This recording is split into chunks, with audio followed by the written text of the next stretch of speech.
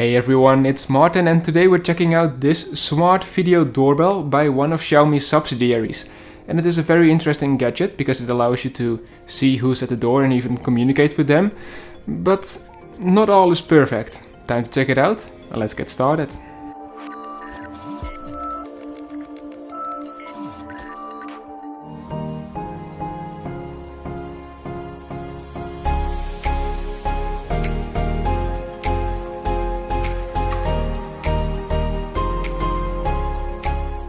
Let me get a couple of things out of the way first, because there are a few downsides, and one of them is, for example, that the doorbell is not designed to work in harsh environments because it's missing an IP rating, and thus it's more for people who live in an apartment.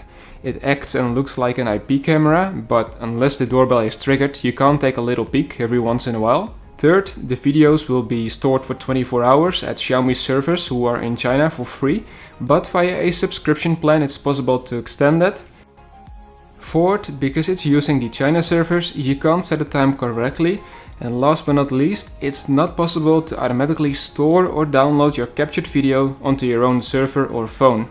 And with that being said, I still used mine outdoors and so far it survived the Dutch weather, which is pretty impressive. But before we continue, I would like to ask you to subscribe to the channel and don't forget to click on the bell icon so you get notified every time when there's a new video posted.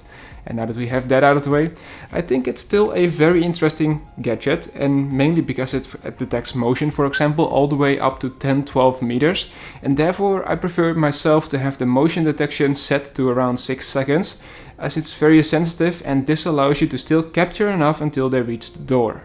Now 720p is the resolution and it's good enough to recognize faces and to see what's happening outside. The footage is, as mentioned before, stored on a server in China for 24 hours, but you can also manually download it to your phone.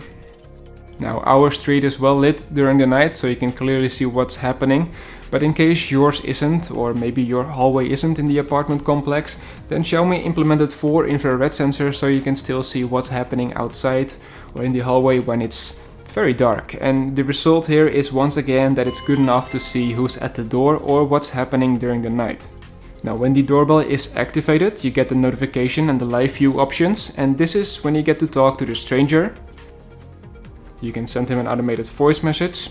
You can even distort your own voice to look like or to sound like an older man, to take a picture of the stranger, or to use the alarm feature.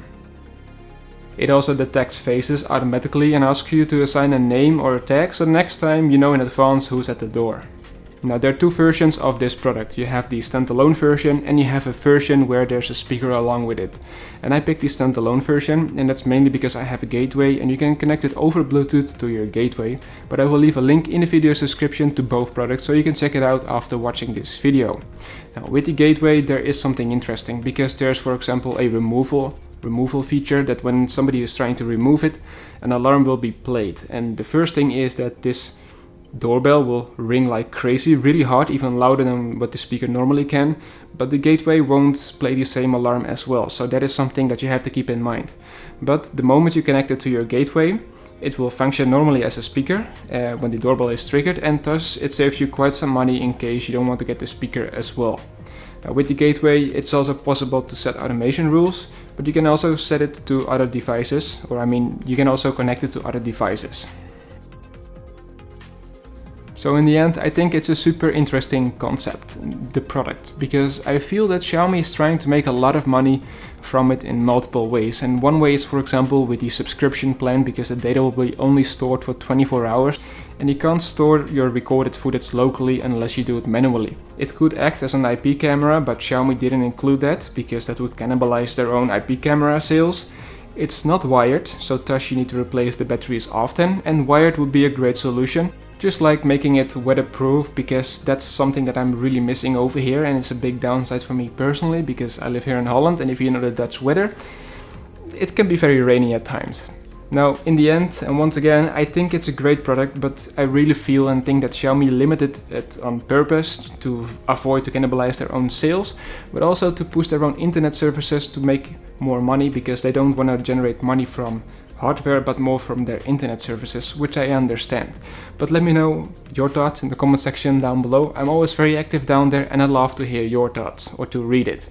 Thank you so much for watching this video. I hope you enjoyed it, you learned something, and don't forget to give the video a like, subscribe if you haven't already, and then I hope to see all of you in the next one.